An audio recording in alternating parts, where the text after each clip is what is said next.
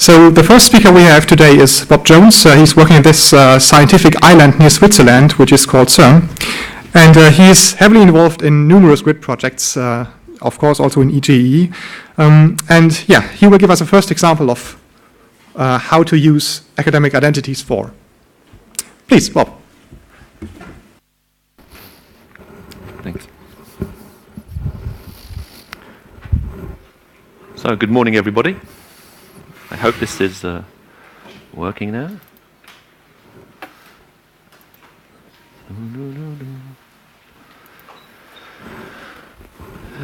So this morning, first of all, thank you very much to the chairman for the introduction and for the opportunity to come and speak to you today. I come here sort of from a user community point of view. I'm not directly involved in the networking community, even though, of course, CERN is a heavy network user. And I'm certainly not a security expert either. I come to you as somebody where, at the organizational level, we have recognized that we have an issue that we have to deal with in order to serve our own scientific community. And what I want to show to you this morning is some work that's gone on not only with CERN and the physics community, but a number of different research communities together who have also said they have a similar problem. And we've come here today to expose it to you, the networking experts, and to see if we can work together on this problem in the next couple of years. Here are the list of people who have all contributed to this work. You see from a whole range of different scientific organizations. So what's the background? So a number of the major labs in Europe work together in something called the ERO Forum. So there are 8 labs now involved in that from different scientific disciplines. And they get the heads of IT in that group get together on a regular basis. And they highlighted for them that the issue of identity management is a key problem for those different labs. And that happened back in January 2011. And starting from that, the ball sort of rolled a bit. But of course, we wanted to be inclusive from the start. We realized it's not just an issue for those 8 labs, but the network of labs that we all deal with. And of course, as a consequence, the user communities that we aim to serve. So the basis of it is that all these labs are running major research infrastructures, virtual, local, distributed, as you want, but they're all running research infrastructures. And we're facing similar challenges in terms of the data deluge. These new generation of infrastructures are generating massive quantities of data. Already at CERN, we recorded 22 petabytes of data last year coming from the LHC, and it will increase during this year as well. That massive amount of data needs to be processed and analyzed far more locations and accessed by an ever-growing user community. And of course, then we have looking at that community, they're not in one particular place, they're from all over the world. National boundaries means nothing to our user communities. They want to have access to that data from anywhere and be able to process it anywhere and access it in that sense. And of course, unlike many of us in this room, this generation is getting younger and younger. Myself, I started my first electronic identity was given to me because of my work. That's not the case now. My children have electronic identities. It's not because of their work. They have electronic identities already. The generations of people that are coming into work for our organizations are that generation. They have electronic identities already, and they're not going to give them up. Right? It's up to us as organizations to accommodate them, give them the tools and the means to work in our environment, which are as good as they're used to elsewhere. And we're not doing that at the moment. Right? So one of the things we have to deal with is this phase push generation. They don't come at it with the same approach that we come from. They have their identity, they want to keep it, and they're willing to extend it for their work they do. But because they will change jobs frequently, they're not going to give up their identities, and we have to make these things come together. Okay. So with that basic premise, we organized a number of workshops to see if there's some scope for these different research organizations to work together in this subject of identity management. So there have been a number of workshops. The first one held at CERN in June, where we identified sort of the needs of a number of user communities, started from the ERO Forum, but already expanded. We looked at what's the current state of usage in those different user communities, those different labs. What are we doing in terms of identity management at the moment? And is there a willingness between these communities to actually try and do something together?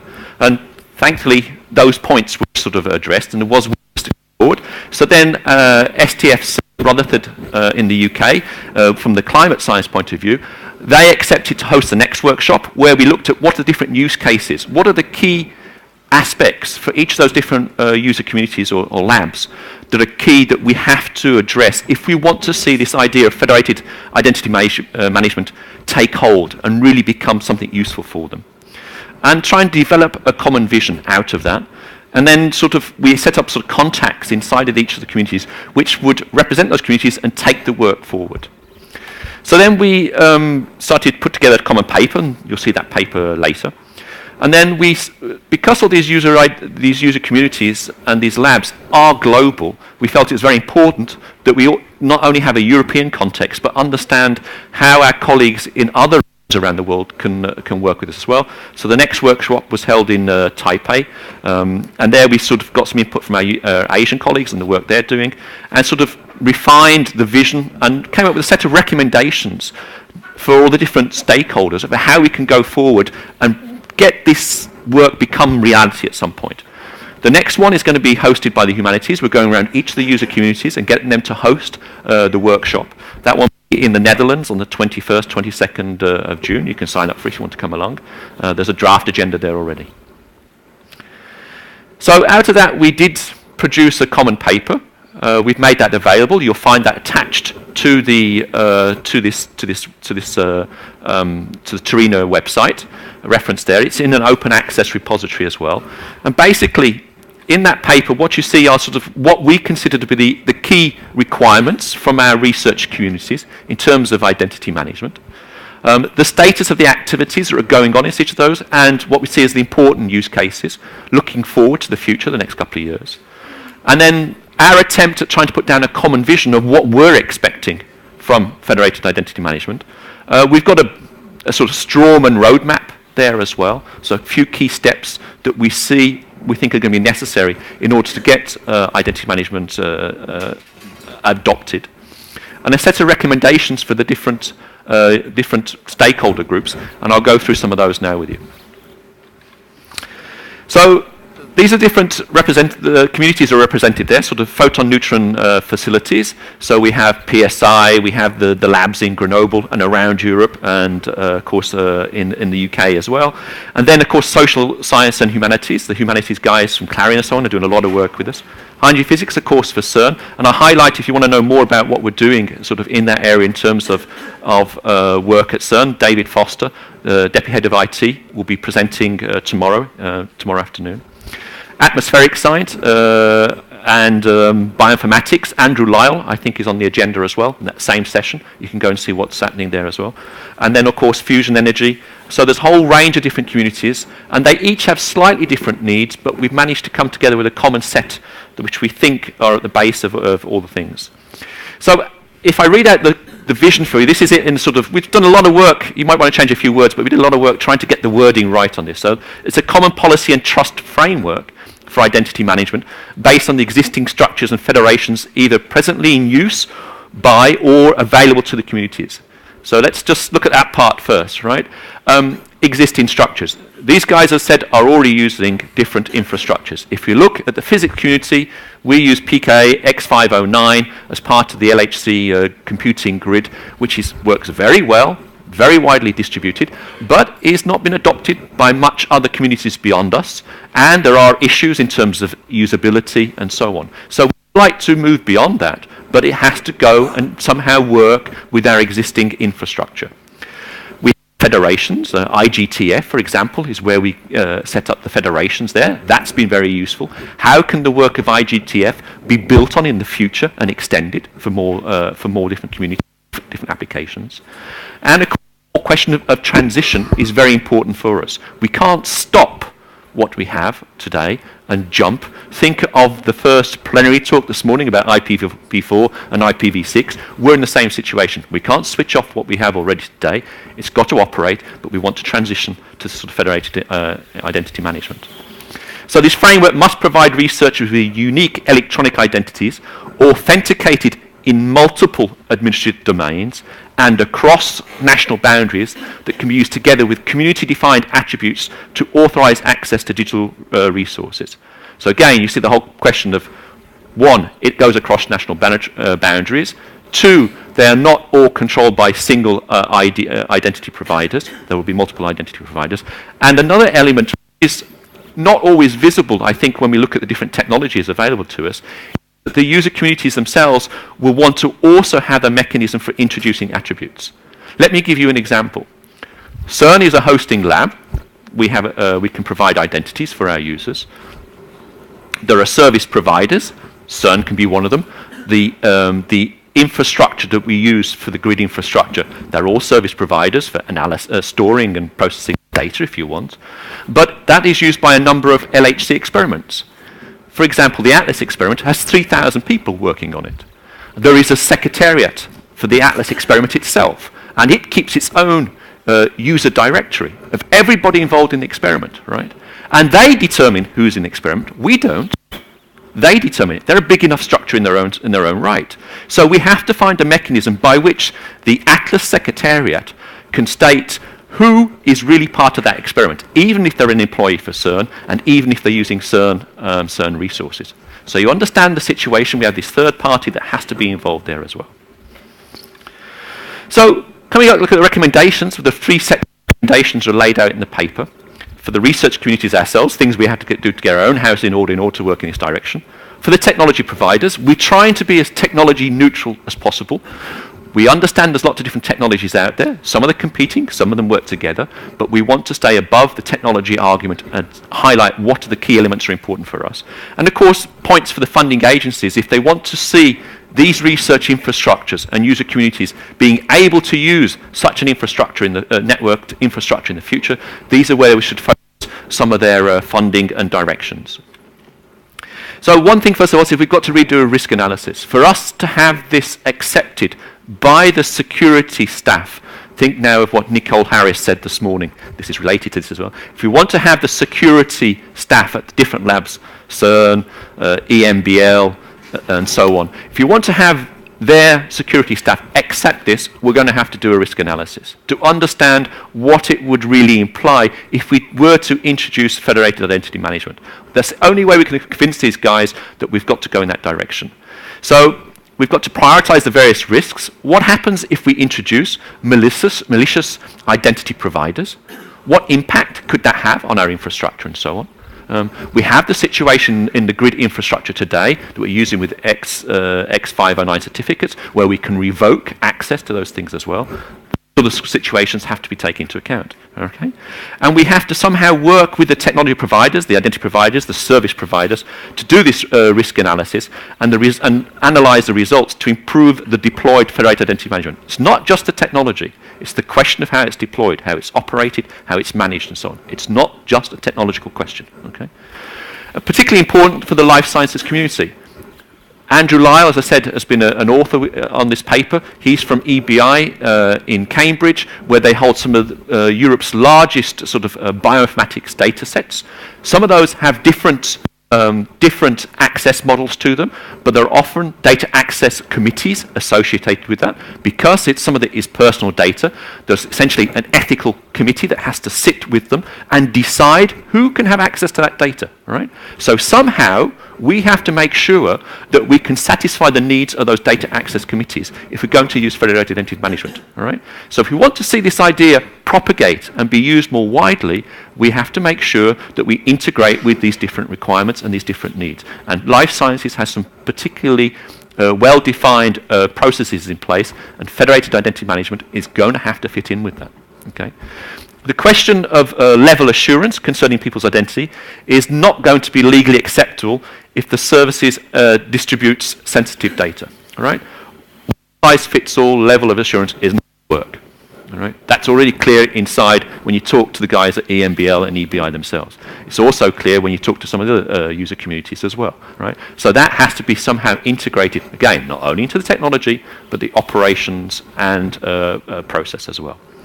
And we're going to have to do a recommendation to build on some pilot projects. There are some that are already going on, and I'll mention them to you, but we want to generalize those a bit more, and we're very happy to try and work with the network community to address those issues.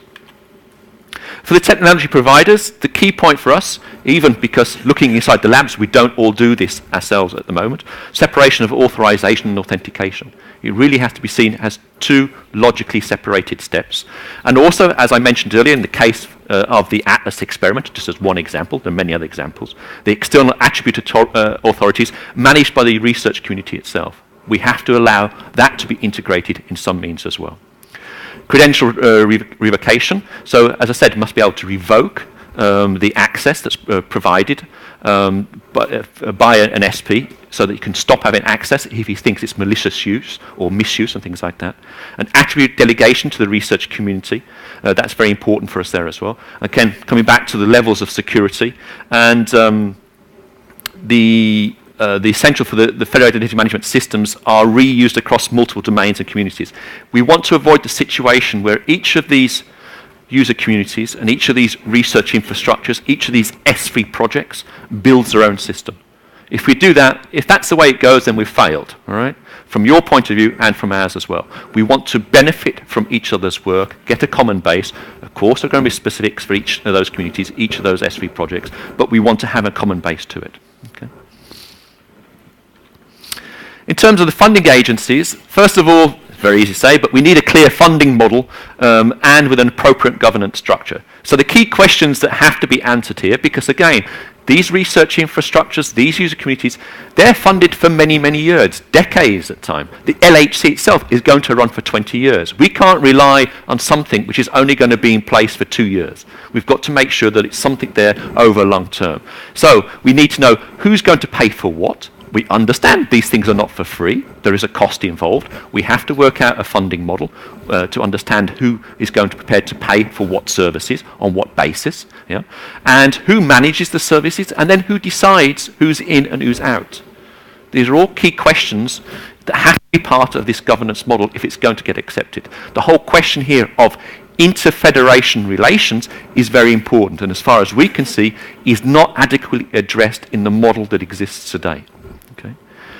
Sensitive data in life sciences, again, that's a very, very important point. So it's critical infrastructure technology pilots start a dialogue with these data access committees or ethical committees to understand what's acceptable, what's possible, so those things can be brought into the overall roadmap. And these pilot projects that I'm talking about, they should try and find a minimal set of attributes and metadata that are adequate for granting access to the sensitive data, and we can hopefully use that as a template for looking to the future. Now, of course, there's a lots of discussions about what are the different attributes, how are those attributes interpreted, because they're not all interpreted in the same manner. That's very difficult. That's the case in reality. We have to live with that. But if we can get that down to the absolute minimum, at least we have a starting point, gather some trust, get things working, and maybe we can extend it later, but we have to start with the absolute minimum to begin with, okay? I should highlight that all this work, from our point of view, has been focused on the question of usability and deployment aspects, with a desire to try and stay technology neutral, but we fully understand that the improving technology can greatly simplify the administration, the policies for the IDPs and the service providers as well.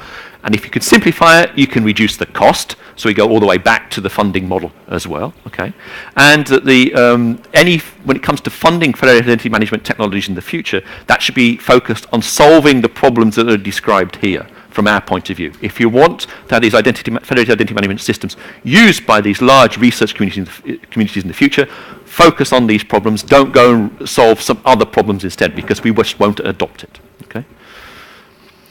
So, how is this related to overall of European policy? So, certainly, it's important that we engage with national and international structures, not only as sort of research infrastructures, but then, of course, of the funding agencies as well, and the existing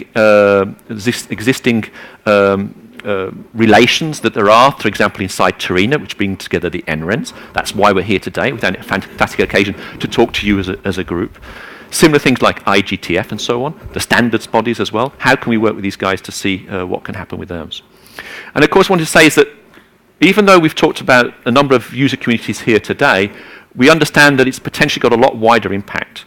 The European Infrastructure Forum wrote a report in 2010, there's a link to it, you can go and see it, where they did an analysis of what are the IT requirements of the 28 S3 projects which are listed on the S3 roadmap.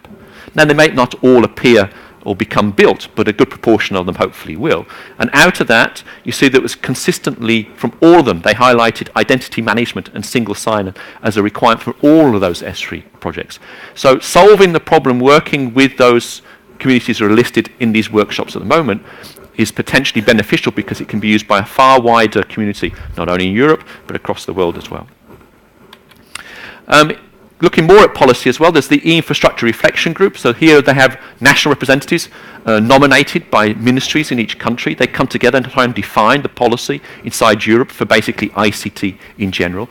They wrote a paper in 2011 with a part on AAI in there as well. And I won't read through it, but if you read through it, it's pretty much consistent with what we found and put inside the paper which is attached to this talk as well. And again, you can get access to paper. So we think that we're going in the right direction. So I think we'll get enough support from the policy groups and the funding agencies if we want to go further down this line as well. In terms of the pilot projects, there's several pilot projects underway. The photon neutron guys have started already. There's the umbrella project, where they're trying to build sort of, if you want, a community IDP in there, which will serve at something like 12 to 40 different labs and organizations around. That's already going ahead. We're going to learn a lot after doing that. Elixir, which is the major life science S3 project, and Biomed Bridges, which brings together the cluster of all the life science projects together. They're already working with a couple of the NRENs and the EGI grid infrastructure around Europe to see if they can put in place something in terms of federated identity management there as well. And also Clarion has been doing some work with EduGain and giving good feedback to EduGain about the issues in trying to deal with multiple IDPs, sharing attributes, and working in inter-federation domain as well. So we want to build on those, add on some more pilot projects for physics, for the other disciplines as well, where the idea is we explore the requirements in more detail. We put them down on paper. We have to verify through these pilot projects if it's really correct, and provide feedback to technology providers and the service providers, and also the funding agencies, and potentially engage with more stakeholders as it expands in the future, and see if we can adopt this approach across all the different utilities.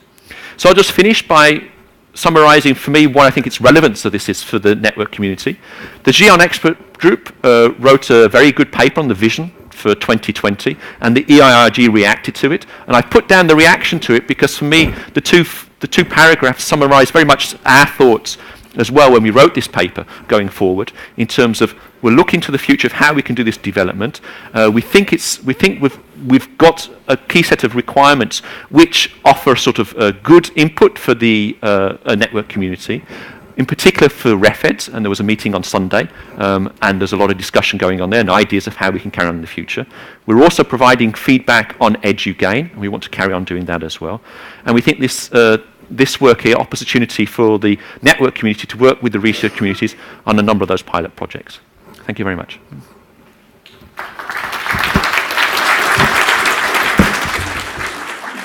Yes, thanks a lot, Bob.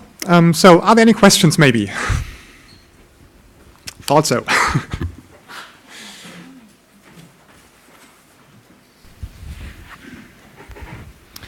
Thank you, Bob. That was very helpful. As a participant in the identity management community, I think we can do almost everything you're asking for. But there may need to be a cultural change or two within the science communities. Certainly around privacy, that may be one of the issues. If you think about the science gateways that have proliferated around the world, each of those gateways asks for far more attributes than any one application needs, because they're hosting a lot of applications behind there. Mm-hmm. Structurally, we're going to want to change that over time so that we're only giving the gateway a minimum set of attributes and then moving beyond that. Is that privacy concern going to be able to be raised well within this community? I think it will. The reason being that the labs themselves are reassessing the privacy issues. If I think just about from CERN's point of view, what are we doing to better separate authentication, authorization? What does it mean when you actually get a CERN account? What services are you allowed to access? So those questions are very topical And I think that we have a window of opportunity to look at some of those things, and I know that's the case for a number of the other labs we've been discussing as well.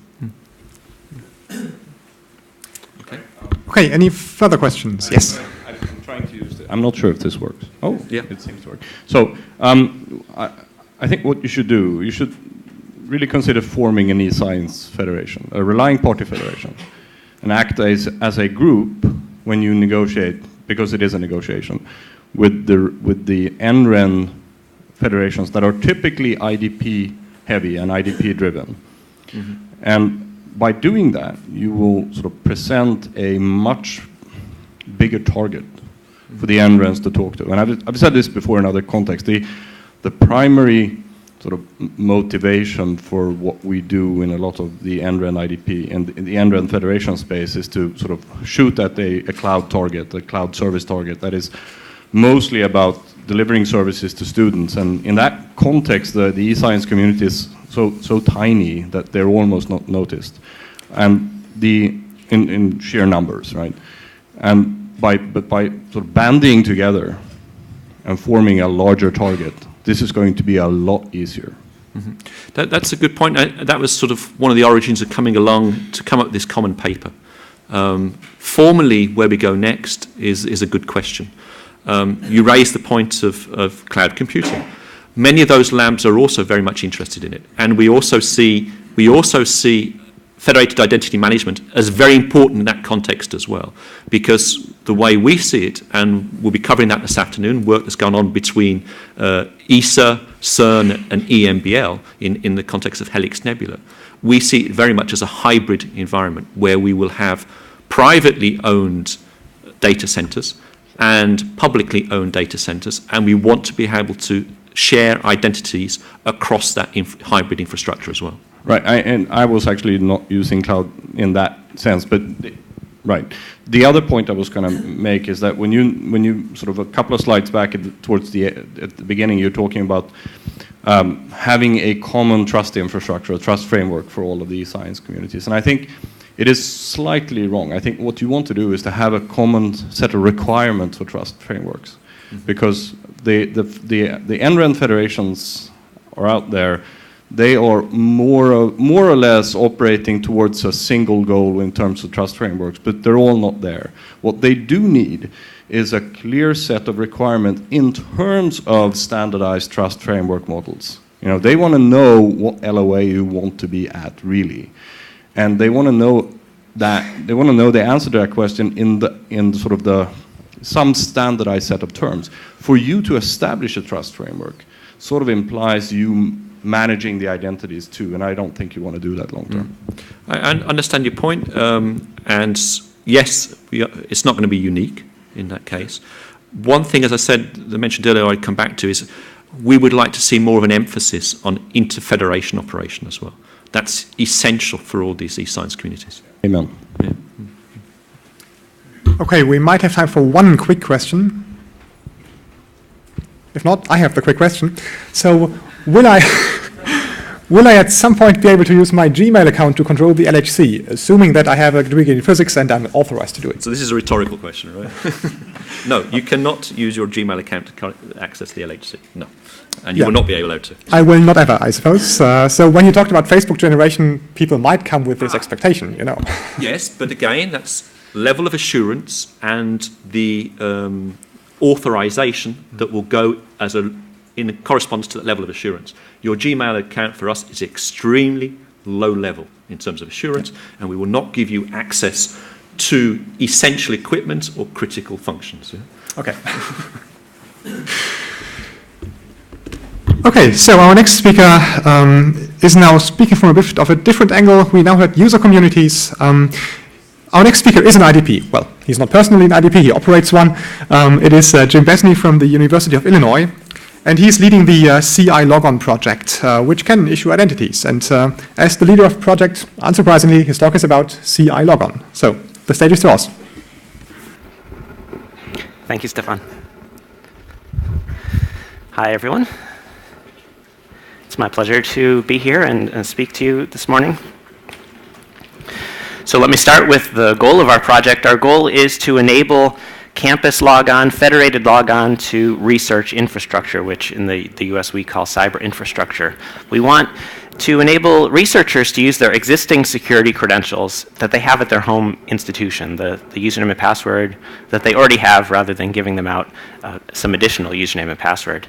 And so that is easing the credential management burden, both for the researchers and also for the cyber infrastructure providers. If our help desk can get away from doing password resets for the researchers, that can just be handled on the campus. That's a great win for our research cyber infrastructure providers. And so one way in which we're working to enable this campus logon to cyber infrastructure is through credential translation, where we're bridging from the credentials that the researchers have on their campus through the federated technology, through a SAML federation called in-common federation, and then we're taking that SAML token and translating that into an X509 certificate that we can use with our existing cyber infrastructure to access things like Open Science Grid and TerraGrid. So why do we need to use certificates? Why do we need to bridge to certificates? Today we have requirements to support command line applications, non-web applications that are not well supported by the existing SAML infrastructure. We need to support multi-stage, unattended batch workflows that need credentials that can be delegated along with them so that a batch job can access data resources as it's running, can launch other jobs and support steering between jobs, and generally the complex workflows that we need to support in science. And we've made a significant worldwide investment in using PKI and certificates to support these requirements. And so that investment is in terms of software, it's in terms of operations and policies and agreements and standards, such as we see in the International Grid Trust Federation. So we see here an example of bridging from the browser to the command line that is actually quite popular. It was quite popular in TerraGrid and still is very popular in the TerraGrid follow-on Exceed project in the US.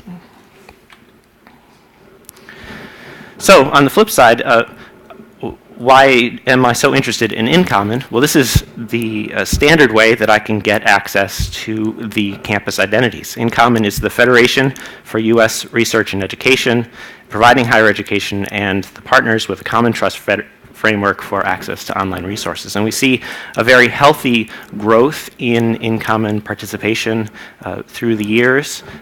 So here up over 200 identity providers now participating in in-common, so that we're starting to get the critical mass of campuses that are participating so the researchers can use that existing identity to do the work they want to do. So we started off working to enable this federated login to TerraGrid through a service called go.terragrid.org. And in that work, we supported 35 campus identity providers, and we relied on the TerraGrid identities, and so linking the campus identities with the TerraGrid identities. And so that service went in production in September 2009, and so we issued over 1,000 certificates, and we had over 65 users give a try to this service. And to enable the trust of this service, we went through the International Grid Trust Federation accreditation process and had our certificate authority accredited, and we wrote up a paper about our experiences in ID Trust 2010. So I mentioned that we're linking with the TerraGrid accounts to enable this for the go.terragrid.org work. And so this is the process that when a TerraGrid user first came to the site, they would be prompted for their TerraGrid username and password that was associated with the TerraGrid account that was created for them when they went through the TerraGrid allocations process. And then once they make that link, the next day when they come in, they can come in with their campus identity, with their federated identity. And in fact, they can manage associations if they have multiple identities. If they move from one campus to another, they can manage those links at the site. So learning from that experience with TerraGrid, we proposed to develop the CILogon service that would not require the users to have an existing TerraGrid account. And so we're supporting the in-common authentication, but also support OpenID authentication as a catch-all service that I'll talk more about later. And we're trying to capture a lot of different use cases in what we're doing with CILogon. So delivering certificates to the desktop, to browser sessions, and to web portals. and delivering certificates with appropriate lifetime. So we can deliver a certificate valid for an hour or two for a simple one-time transaction, or for a certificate valid for a day for a general session that the user wants to have interacting with research resources from the desktop, or up to 13 months for a certificate that needs to be manually loaded into another certificate-based application, and you don't want to do that many times. So doing that once a year seems about right. And so with these different options of how to integrate with CILogon, we're trying to support close integration with the different cyber infrastructure projects that we're working with. And so our service is available now, and we've got lots of questions and answers in our FAQ. So one of the ways that we're integrating with cyber infrastructure is through portal delegation. So we already heard this morning a bit about grid portals and science gateways. These services provide web interfaces to cyber infrastructure, and they need to access resources on the researcher's behalf. And so we need to delegate some authority to these gateways to act on the researcher's behalf. And in a lot of cases, that means delegating a certificate to them. So we have implemented an OAuth protocol to do the delegation. OAuth is an IETF standard protocol for delegation.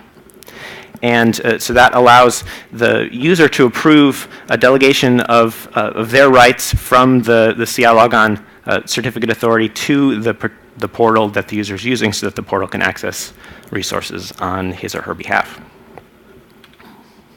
So an example of that delegation and integration is shown here with the Ocean Observatories Initiative Integrated Observatory Network. So when the user first comes to this web portal, they see a lot of public information that's available from the ocean sensors, but they also have the ability to sign in and use their identity to access private resources or resources that require some acknowledgement before they use, or have some particular agreements that do require authentication to use. And so once I click that sign in button, then the browser is redirected to the CILogon OAuth server that prompts the user to choose or her SAML identity provider. So here I'm choosing University of Illinois and click continue. And then that redirects the browser starting a SAML transaction to the SAML identity provider, at this case at the University of Illinois, where I authenticate with my campus password. And the identity provider is verifying that password in a Kerberos transaction at the case of the University of Illinois. And if that's successful, then the identity provider is issuing a SAML assertion back through the browser to CILogon, acting as a SAML service provider. And then that enables CILogon to complete the OAuth transaction and issue the certificate token that now the OI portal can use to access resources like these ocean sensors on the researcher's behalf. So this is the result of all those web browser redirections. We come back to the OI portal, and in my case, since I'm not an ocean scientist, you don't see any registered resources. So we've done this for a fair number of different cyber infrastructure providers. Another example that you may be familiar with is Globus Online, which provides secure and reliable high-performance file transfer services, not specific to a particular science community, but generally used by many science communities. And so now CILogon is an option for getting access to Globus Online, getting a certificate delivered to Globus Online so that it can perform grid FTP transfers on your behalf. Data 1 is an integration example where we do the portal integration, but we're also able to call out to a Data 1 attribute service and put some additional Data 1 specific attributes into the certificate that they can use for authorization. And the third integration example is with Open Science Grid, where here we're not doing a portal integration, but instead we're delivering short-lived certificates to the OSG user's desktop. Then they can use with VOMS proxy init to get their VO membership information into their certificate, and then they can access OSG resources. So in doing this work, we are facing a lot of challenges, and so I just want to highlight 4 of those. So the first is levels of assurance, and as we've heard, the scientific community, we heard from Bob, the scientific scientific community does have requirements around levels of assurance.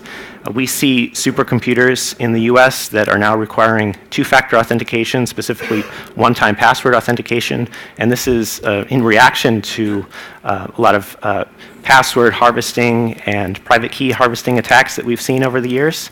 And so by requiring a new password, a one-time password each time, those old harvested passwords don't get you into the systems anymore. So that's something we're needing to support now. Another level of assurance standard that is required across a lot of our infrastructures is the International Grid Trust Federation standard. But we also see many cyber infrastructure instances where a lower level of assurance is acceptable. They want to make it easy for the scientists to get access to the site, but just register so that they can personalize the site and they can be counted. So when the resource provider needs to complete their annual report, they can give a count and some statistics about who's accessing the site. And so we try to support these different levels of assurance in the CILogon service.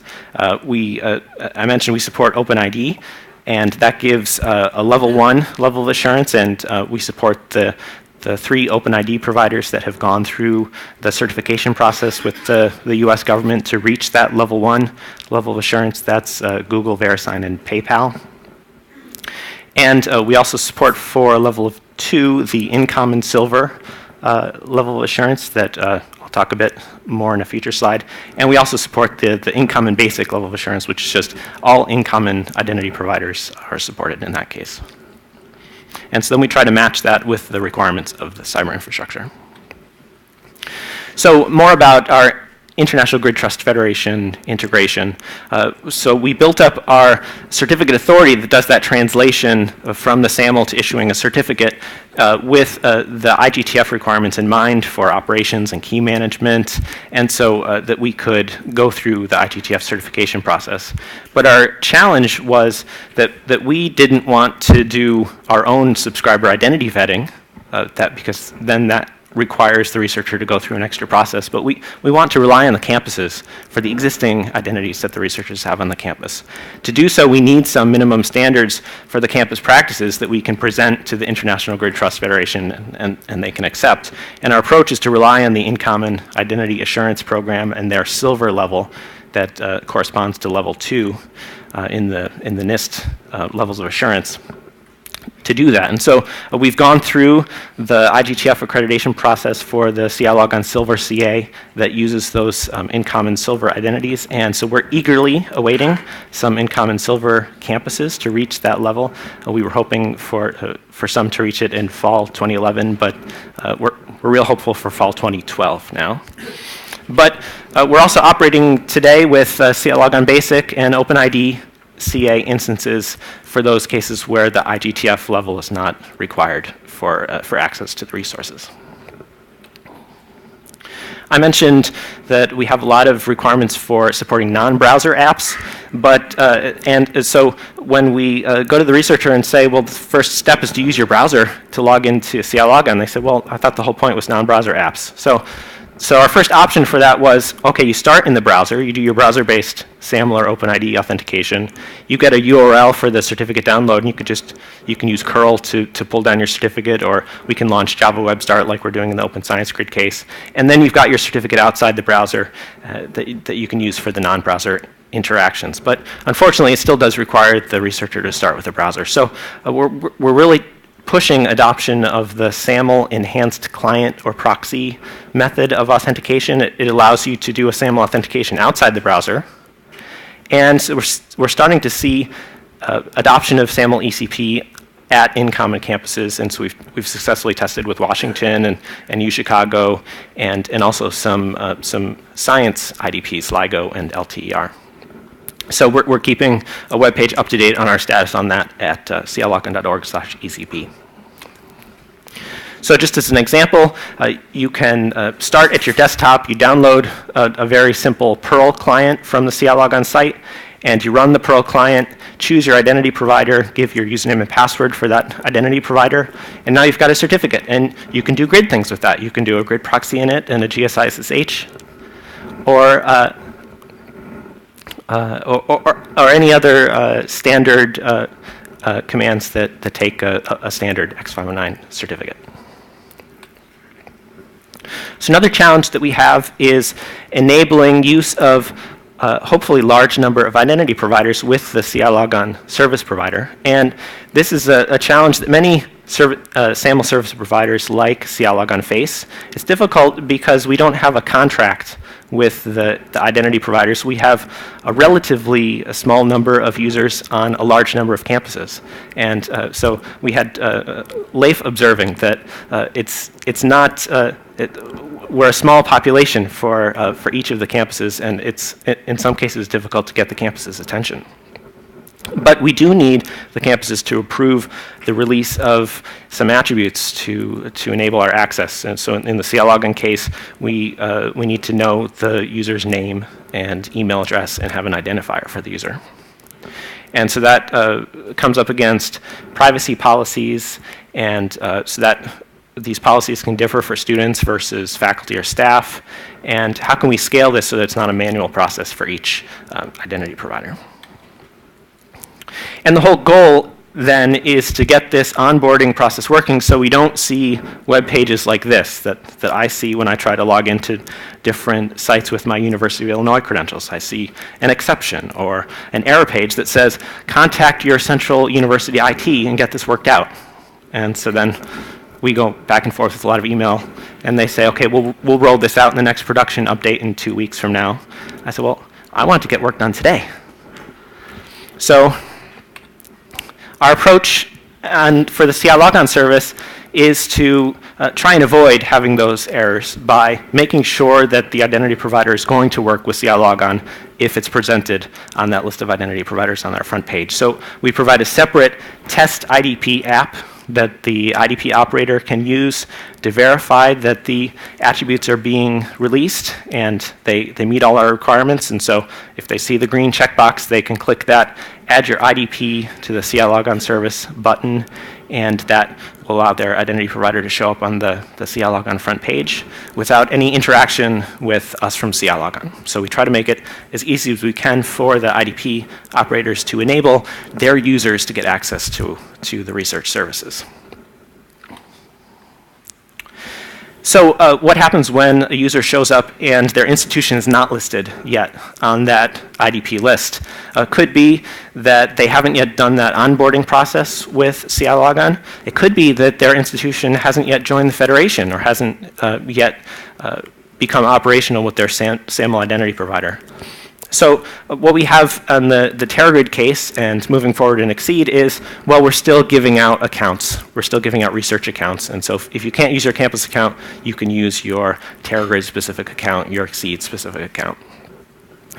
So at CILogon, we're trying to get away from that. So the first thing we ask the user to do is tell us. If you're interested in using our site but you don't see your identity provider listed, please fill out this simple form, and we'll try and work it out with your campus identity provider. We're not going to just tell you, go off and email them and deal with this yourself.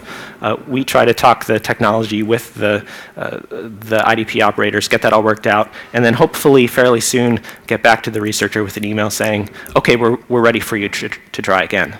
But so that you're not stuck waiting for our response, you can go ahead with a Google account, a PayPal account, a VeriSign account with your OpenID login to get access. You could also use an open access identity provider in the In-Common Federation called Protect Network that you can apply for an account for. And we're also starting to see the scientific research providers running their own identity providers as a catch-all for their user community if they can't use their campus IDPs. And so we're working with the LTER and LIGO and other science communities for that. So to summarize our lessons learned, today our federation primarily supports browser single sign-on.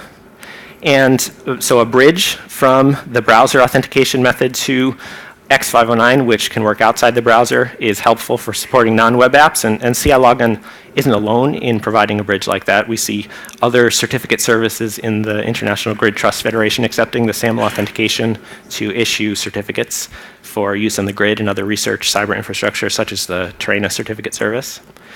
And so we hope to make progress on using SAML outside the browser, like in SAML ECP. Attribute release and onboarding continues to be a major challenge today. for these research use cases where you want to support a large number of identity providers for your research use.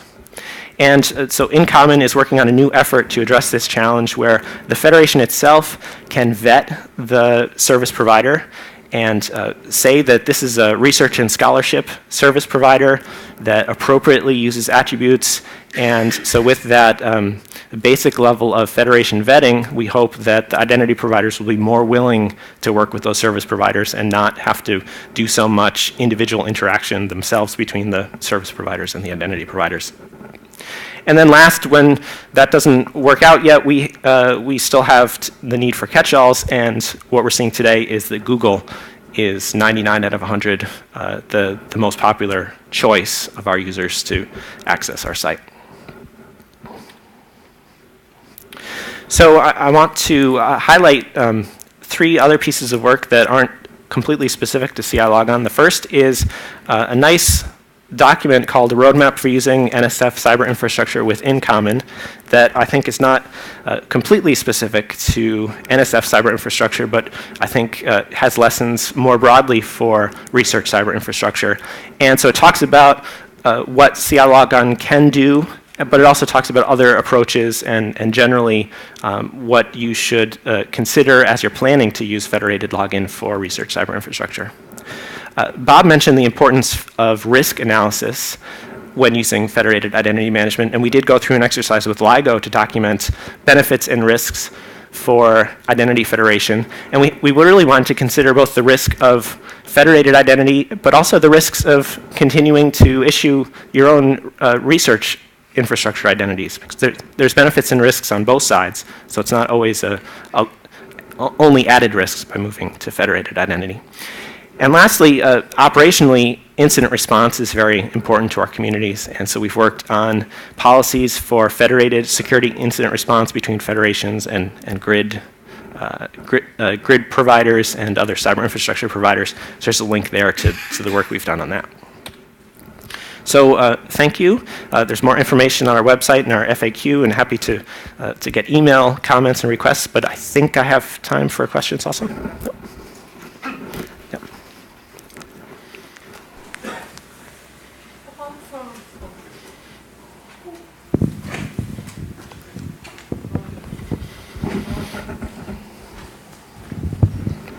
Apart from the non-web logging, this seems very similar to the Confusa software. Could you compare to what you've done with Confusa and maybe comment on why you did not choose to participate in that effort? I think historically, so the Confusa software, my understanding is Confusa is the software used in the Train a Certificate Service portals. And is that not right?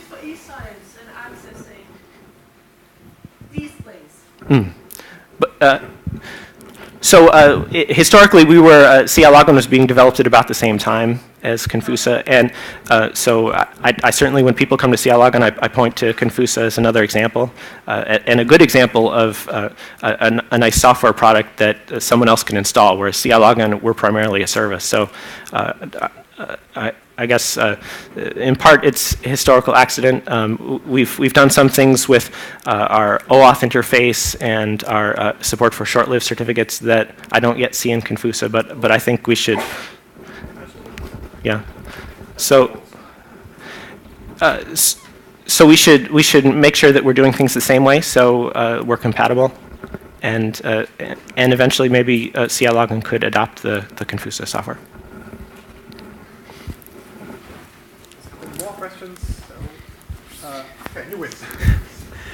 You showed how you allow IDPs to self-vet themselves against your service provider. Right. How do you establish that the person doing this is actually authoritative for doing this?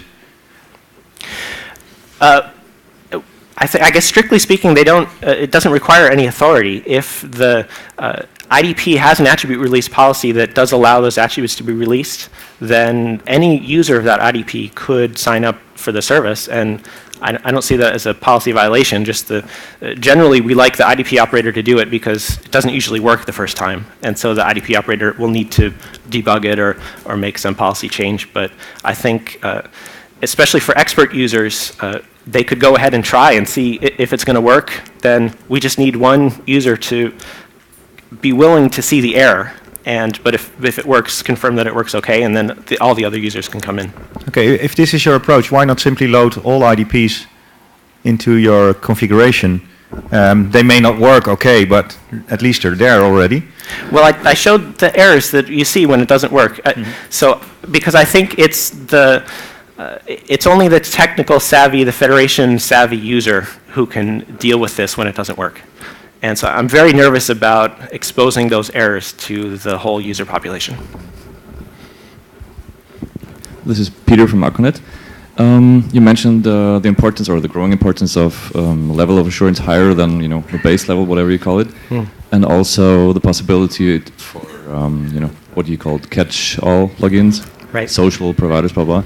And then there's the big problem of obviously there's the perceived problem of attribute release from SAML IDPs. So how is the LOA above level 1 and the attribute release not a problem for the social ID providers? Generally, what I see in the social identity providers is they do user-controlled release. And so it's just, Google will prompt you, are you willing to release your information to Yes, but it's all service? self-asserted, so it doesn't mean anything. Right.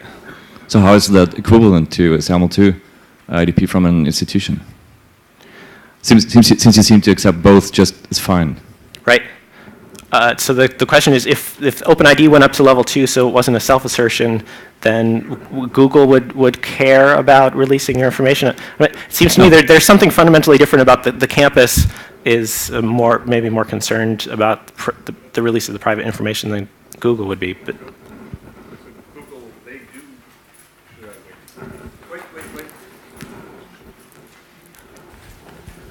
So Google cares even now. Talking to some of their identity people, they publicly stated that if given a choice, they would just as soon scrap all of this audit business that the US government is forcing them to go through. But they would want to get relying parties audited against some sort of level of protection standard, so they could know that when they're sending their customers or their user information to, whoever, that it's treated according to some rules. So in the case of the major content provider, the game is very much turned on sort of its head from what we expect. so then if And that has nothing to do with LOA, by the way. Right. Google cares about that information regardless of what value you as a relying party put at it, right, or the level you value at it, right? So. And that sort of goes to the previous speaker who said we will never accept Gmail. Well, Gmail is probably going to give you a LOA3 identity pretty soon, right? So, well.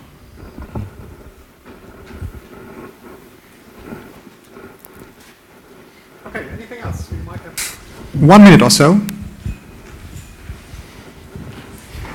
There we go. When you deal with certificates and the conversation that Bob had in the previous presentation about attributes and how important they are, can you comment about some of the thoughts or what the topic about certificates and extra attributes, and where do you see that conversation going and or being held? Is that like a refeds topic? I'd like to think about dealing with attributes. It's not a topic that's so specific to the technology. I think it always comes down to one question of whether you're pushing attributes or whether you're applying attributes after the credential comes in and pulling it. So push versus pull. So we have a push model where I mentioned data 1, we're putting some attributes into the certificate as we're issuing it to the user. But in other cases, it's let's just give out the identity certificate and then let the service provider, let the research community manage their own attributes and attach them on the back end, and we don't need to be involved in that. And I think there's trade-offs in both of those. If you can get the attributes together in the certificate, then they travel along with the user session in a fairly convenient way, but then they can get stale especially if we're talking about 1-year certificates. And so you have to look at the trade-offs of how you're doing that. But in the grid community, we've certainly been doing both models with VOMs, putting attributes into certificates and passing them around. But then in OSG, we also use GUMs and call out to the VO service on the back end when the request comes in to get attributes about the user. Yeah, because I see that the attributes are really the authorization part, and that the auth-n part is really bread and butter, and it's all about the auth-z.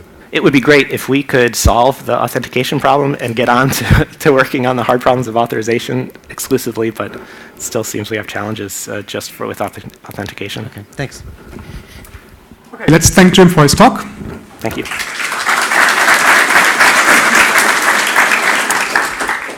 And our last speaker for this session is Gudmundur Thorisson. I hope I got the pronunciation halfway right. He is a researcher at the University of Leicester, but he's also affiliated, the name might give it away, with the University of Iceland. And he is asking a very interesting question and puts the finger in the flesh. So is federated identity and scholarly identity, is it really a good match? Is there some mapping, or do they just not fit terribly well? So the stage is yours. Thank you, Stefan. So I'm told this is the Madonna mic. Does that work? 1, 2, 1, 2. Okay. Yeah, so it's great and a bit weird to be here in this hall actually, because like Hilmar's keynote yesterday mentioned sitting through lectures here in Háskóla BÍ on linear algebra or whatever it was. I did the same in the late 90s as well, except I was listening to botany, things like that. Very boring, very tough, ultimately useless to me, fortunately. So it's a bit weird. So I was struggling a little bit putting together slides for this thing, because this is not the usual kind of audience that I speak with. So I figured out I'd start with just a couple of slides on scholarly identity, since I figure maybe some, but not nearly all here, are academics who publish in journals, and talk about some of the sort of issues around identity, name ambiguity, and things like that, which are becoming a big pain. And sort of focus the main part of the talk on the ORCID initiative, which is a major problem in this space, and how I see that actually playing a big role in solving problems and creating opportunities. And some thoughts at the end about how this might play, maybe marry some of the idea of people and the world. So what's this scholarly identity thing? So in simplest term, this is quite focused on scholars of publication record. It's quite focused on authorship or more generally contributorship of typically, and so going back centuries, on authorship of these traditional kinds of works, mostly papers and journals, peer-reviewed, but also books and also conference proceedings, things like that. And a lot of this is sort of, this is typically called publish or perish, this culture in science, when really all that matters, or much of what matters, is getting that paper in the right places in Nature, or whatever your main sort of high-profile discipline journals are. And because this is so important, this is one of the key things that are considered when you're being promoted or considered for tenure or higher. And if you don't have the right papers or enough papers in the right journals, you don't get a grant, you don't get tenure, you can't have a scientific career. And this is really at the heart of this sort of peer recognition sort of infrastructure or ecosystem in science. And that's why I have one of these on my website. And most folks who understand what the web can do for you in terms of promotion, they have also a publication listing online, and they tend to take good care of it. And I also try to highlight wherever my publication profile appears, whether it's Google Scholar or Microsoft Academic Search or similar kind of services. So publication record, really important to me as an academic and others like me. But more and more sort of important now in the modern age is this issue around digital scholarship and not just digital outputs that we create, like data sets or curate, but also code that we write and research blogging, tweeting, things like that. And all of this is more and more common now in this space, unlike maybe 20 years ago, not to mention before that. And I think people have talked about this at the conference already. Science is more and more about big data, large-scale, data-driven kind of research. We heard about LHC and other things. Astronomy, also a big field. And this is also more and more the case in biology. And this is sort of my background to this. I'm originally a biologist turned bioinformaticist. I've done a lot of work in that space, and this is where I sort of came into touch with this identity world, if you like, a couple of years ago, 3 or 4 years ago. So we're moved in biology and biomedical research from this kind of small-scale world when you have data sets which tend to fit into the paper as a table or several tables in a printed journal, over to something like this large-scale, big data sets collected with large-scale experiments or observations. And the obvious example here is genome sequencing, which you will recognize. And so our angle into this is actually through this European project, EU funded a 5-year project, which is led by my supervisor here, ex-supervisor Tony Brooks, and it's called TNC2012, and this is sort of focused on certain kinds of biomedical databasing problems and infrastructure issues, and I'll say a bit more about what kinds of things those are later on. But this is kind of where we got started with this. We came across identity, federated identity, OpenID, similar kinds of things, and figured that would be pretty important in our work.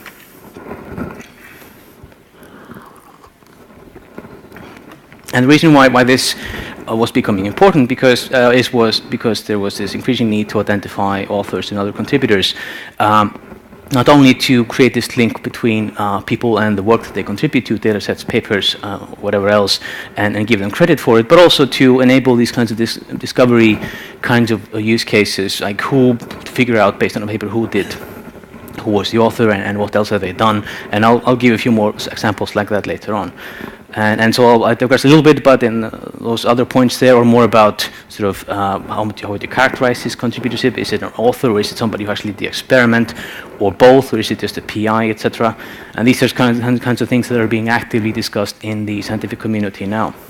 And one thing just to highlight, which sort of relates to what's been said already, the sort of large-scale physics experiments, for example, where you have thousands and thousands of authors on these papers, and this is one I picked almost at random, which has about around 2,000 authors on it. I hear the current record is 3,000 something, I think.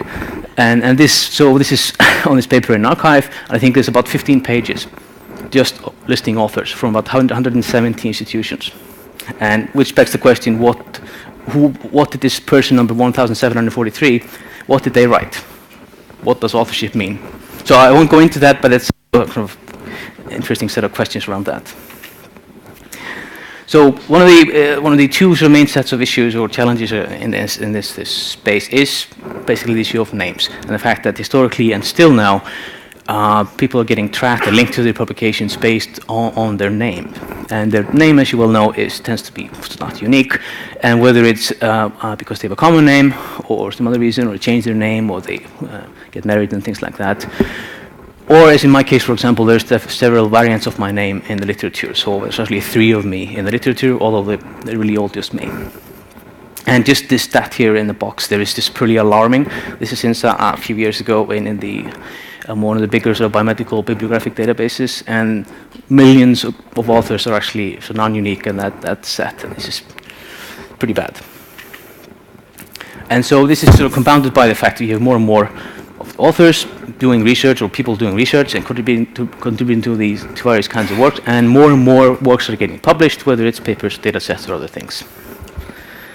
And this is sort of the nice sort of headline-grabbing kind of statement that people like to use. The scholarly record is broken, and really the only way to tackle this thing is to use unique IDs for people. Obvious to most people here, I guess, but this is the background. The other thing which relates to the first one, which I'll also come back to, is this issue around identity online and in the context of scholarly activities. And I've printed out the title of the session there, and turns out I, for example, and most people around me, I have a whole bunch of different identities with the university, various profile services and so on Twitter, which I use for professional stuff. I use Facebook, but only for personal stuff. And there's also various places which have information about me as an author, which I don't actually control myself, with publishers and others. And so in summary, the last sentence there, this is a big mess, this is fragmentation, and I'll come back to that point later on.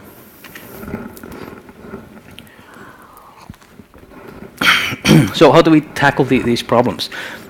And the best sort of last great hope for humanity, the scientific community here is ORCID, and this is a community, and like Bob Jones, I'm a kind of community guy, I'm not a security expert or anything. This is something that I've been involved with for a little while.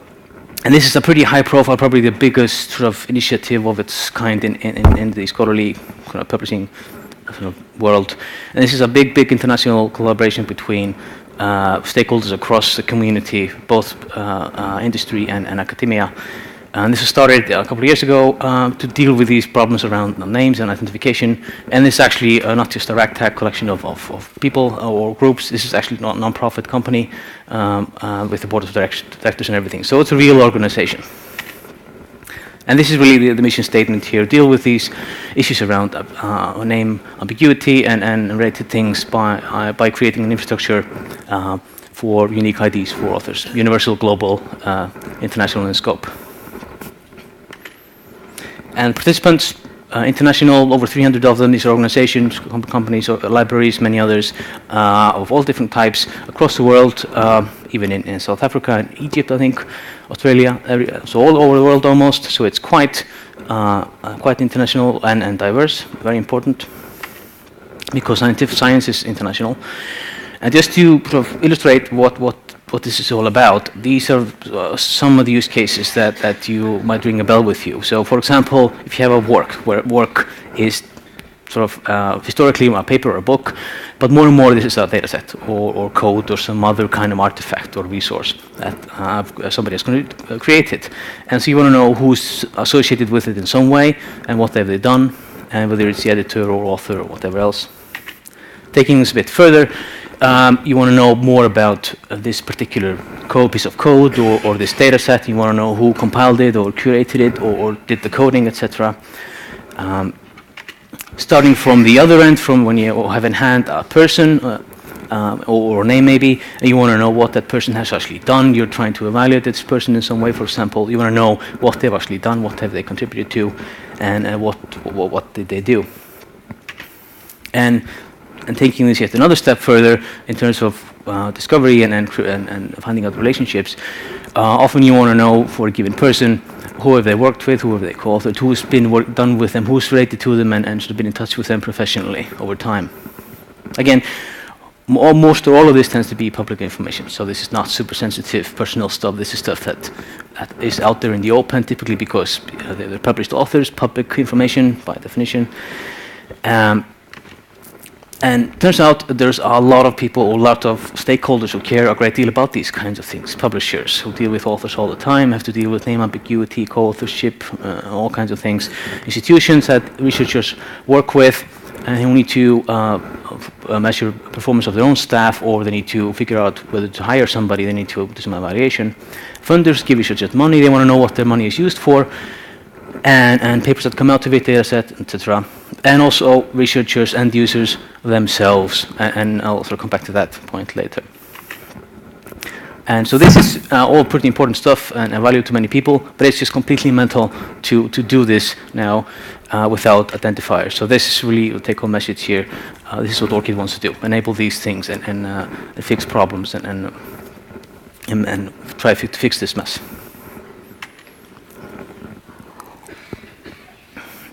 And I'll make a sort of short detour here into some of the sort of more ambitious things that at least some in ORCID want to do in the long run. Talking about sort of different kinds of identity here.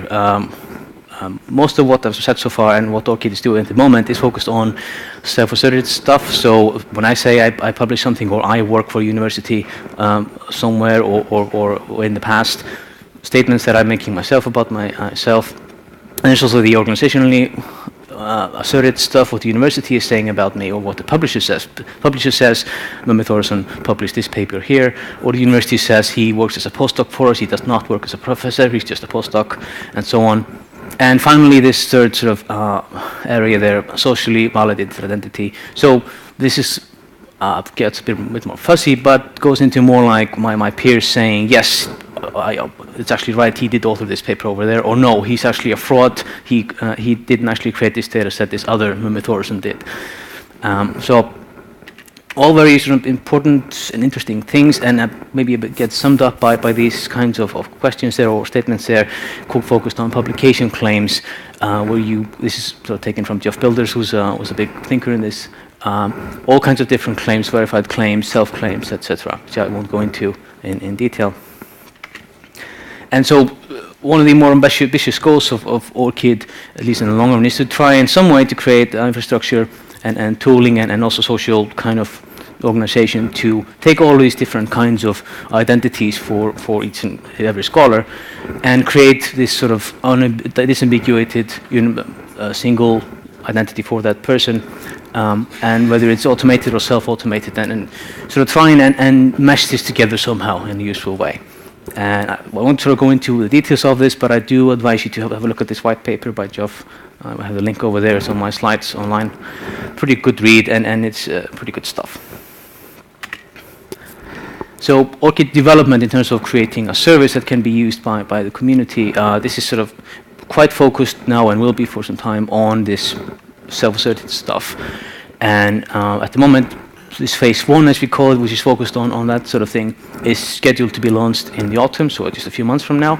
And after that, this later in the year, maybe next year, some of these more sort of sophisticated, interesting, from a research perspective, kinds of phase 2 things can start to happen. That's unclear at the moment. Focus is now on phase 1, because there's a lot of payoff in just doing that, even if none of the other stuff happens. And I'll finish this propaganda by a few key facts here about why ORCID is different from some of the other author or sort of author-focused, author ID kind of initiatives until now, which haven't really worked. In fact, it's actually not limited to any kind of discipline, not just economics or biology. This is, of course, for all of the scientific community. That's an important point across all the world. There's a big backing there, as I said, 300 plus participants, all kinds of different stakeholders and backers there. And publishers are a big, important part of ORCID, but they're actually in a minority. So this is not something that's run just by publishers and by non-profit publishers that researchers increasingly do not trust and are in a dispute with. And lastly, this thing about open. This is a really big point coming from people in the community, including myself. And this is, again, not something that publishers or other for-profit companies tend to do. So big focus on open.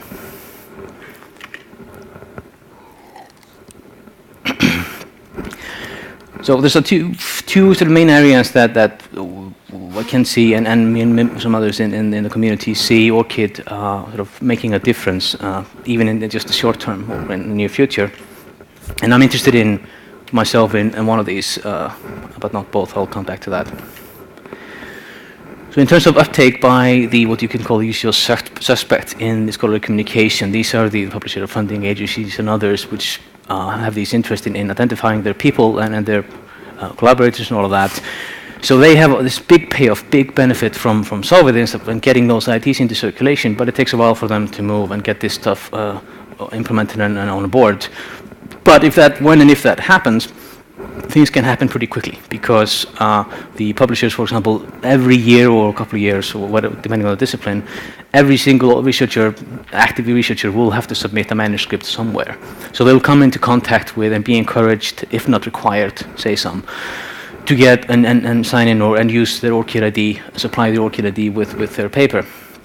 And so, and also, some of the organizations involved in ORCID, they're quite interested in depositing profile information for their authors, or for their faculty, so they can then come later and click a button and claim and activate their pre-populated profile. So these two are some of the main sort of quick adoption strategies that are being sort of worked on. And just a pointer on this, on the first one of these. So publishers and vendors who make software for them, they're already working on this and have been for a while. And so this is kind of happening, not too fast, but still happening. And here's an example of what was shown only last week at the ORCID outreach meeting in Boston. This is something that Nature Publishing Group, one of the sort of bigger publishers is working on. And they expect to have, within some months, something looking like this for their portal for signing up and registering authors and referees. And so people will be able to register there and optionally supply and validate their ORCID identifier through the ORCID system. And the identifier will then follow the author or the referee throughout in NPG system after that. And most of the other kinds of manuscript tracking systems and other publishing focused kinds of applications, they look much the same as this. And so the other thing, the other area is sort of where my interests lie. So I'm not sort of too much into traditional kinds of publishing. I'm interested in more of the sort of new, not so much publishing kind of things in what you can call the long tail, where there's a whole bunch of these different kinds of diverse services for scholars, whether it's Mendeley, whether it's peer evaluation is one, I think it was. I could give a long list of these. Some are actually independent publishers trying new ways, for example, to publish, and a bunch of these different kinds of grassroots initiatives also. And there's a huge sort of potential and benefits from integration with ORCID to, for example, for people not to have to fill out yet another profile and other things. And just a couple of examples that you can have a look at. Total Impact is one, Science Card is another one. These are sort of part of this alternative metrics movement, which is trying to create better ways of evaluating or assessing impact to go beyond the impact factor. And the second example that I'm listing there is sort of where we and Gentefen and people around me are coming from. And this is in this databasing domain when you're doing research on genetic variation, and you need to publish the data and curate it, make it available online. And this is where we see potential in terms of using scholarly IDs to identify people and to give them credit for what they are actually doing, whether it's curation or uploading data or whatever else. So that's kind of the angle we have into this.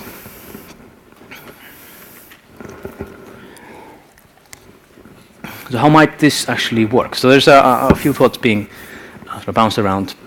The most promising feels to me is that we take advantage of this situation we have now, which has been discussed at this conference already, to the fact that we already have this rich flora of social apps built around Google, Twitter, Facebook, etc., that are using reasonably standardized mainstream technology like OAuth and RESTful APIs, and also users are weaned on this. They know kind of how these things work, linking accounts, etc. And so I see that in the next maybe couple of years, we'll have a lot of these scholarly communication kinds of tools online, which will use ORCID IDs that scholars already have. These special purpose kinds of social networking almost IDs, and try and build on this familiarity that users have with clicking a button, linking accounts, and so on, and authorizing client apps to access their profile data and so on. And so I see that kind of ORCID app ecosystem building up pretty quickly. And ease of use important, of course, as we've heard already. This really has to be easy for people, because if they don't actually have to do it, for example, if you don't have to submit a manuscript somewhere or get to some other resource, they're more likely not to not use it. So ease of use is pretty important. In terms of the how to do it, I mean, this isn't terribly complicated compared to, I guess, what most of you have worked with in terms of identity federations, because this is not like super sensitive, mission critical stuff like access to LHC and running experiments or whatever else. This is sort of much closer to the social networking kind of information that you're throwing around there. And this is done very nicely by thousands of sites all over the internet. This sign in with Twitter or Facebook or whatever else, done pretty well, and people and users are familiar with this kind of thing.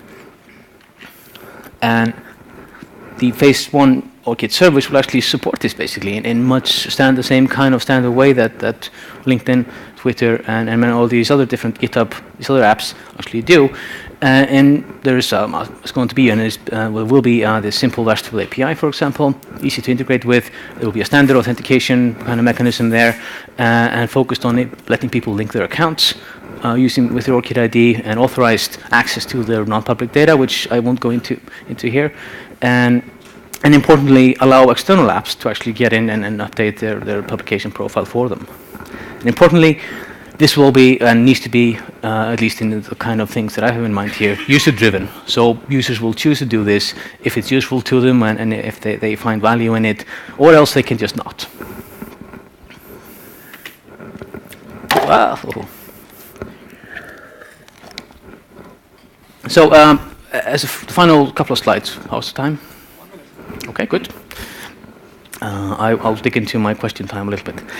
So maybe in early last year, we'd been sort of thinking about this, quite focused on ORCID and the, I guess, the this lightweight social networking kind of way of doing these things. And we hadn't really thought about identity federations, but it turns out that we got to know through a collaborators group in Helsinki. This is Michael Linden and those guys in Helsinki, who sort of came to our attention, and they were keen to talk with us at Leicester about some opportunities for working together, and they were doing some identity federation work. So out of this came, over the span of last year, this idea and design for a workshop. And we had a nice workshop in Helsinki, where we had a good number of people in there, over 60 people, I think, including some of the people in this room.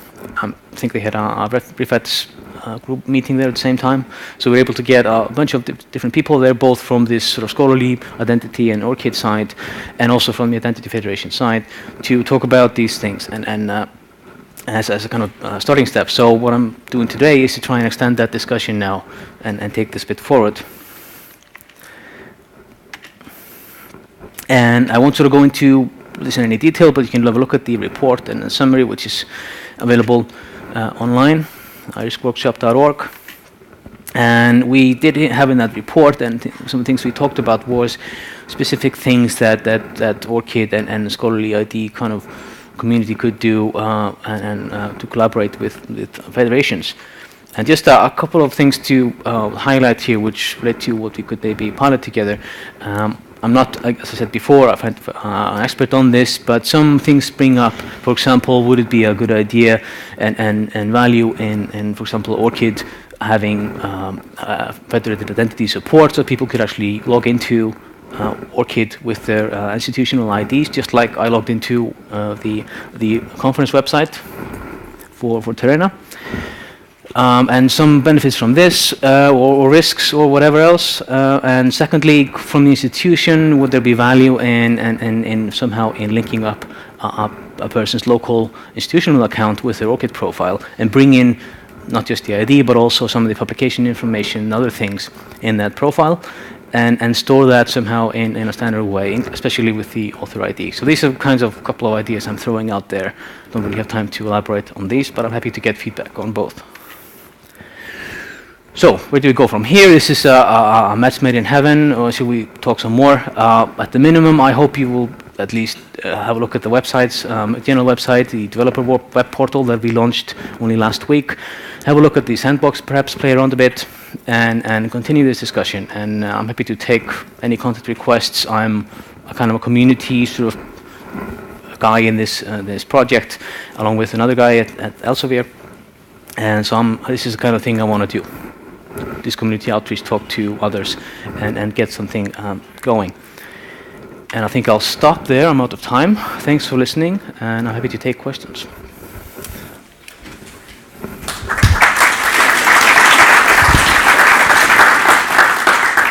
Right, so there's time for 2 questions, actually. So number 1, in the back. Sorry about that. Broke, so it's okay. Yeah, I may have understood this incorrectly, but if it's so it sounds like this. Oh, sorry. So it sounds like there's a centralized aspect to this. So if say I write a paper that says Elsevier is our crap and they're bastards, and then Elsevier decides to take away my ORCID number, can they do that, or can you stop them doing that, or who has the power to? No, there's a huge emphasis and general understanding, even among some of the so-called traditionalists from the library community who want to control everything themselves because they know best. There's a huge emphasis on user control. That although there might be some downsides in terms of accuracy and people lying on their profile, etc., there has to be this element of people and researchers controlling their own profile. And because ORCID cannot police this stuff, and as I think Geoff is fond of saying that people lie in the real world all the time, they need to be able to lie on their scholarly profile if they and same kind of thing in terms of the sort of socially validated identity. If ORCID can perhaps help by creating tools and buttons and flags to let others flag and report when somebody is actually fraudulent or lying, especially in something serious, then that could be a help as well. But there has to be the actual profile owner, the researcher themselves, who is responsible for what's in that profile. So ORCID points to a profile that's hosted by the institute where I work, and then the institute where I work has the power to switch off my profile or not. No. So there is this element, yes, in ORCID of creating pointers and linking together profiles, author profiles, institutional profile, etc., and provide tooling for that, but they're not one and the same. So yes, you move from one institution and you lose your credentials and that institution and because you switch jobs, but the idea is that the central scholarly ORCID profile is constant and universal, and and it goes with you, travels with you. So they're not directly linked, and certainly not under the control of the institution. But who has the power to, so there's one text, if somebody puts my name as a text search into ORCID and finds a certain profile, who has the power to that at first look up from the text string to where you end up, which profile shows up if somebody searches my name? Yeah. Well, if there's a profile matching your name, or any other people with the same name, those all profiles will come up, yeah. But it won't show up there unless you create one. That's the thing, it's user control here. There's last time I knew there was agreement on the policy of not creating or publishing profiles unless the user actually says yes and claims that profile. Okay, by that moment I think we have run out of time.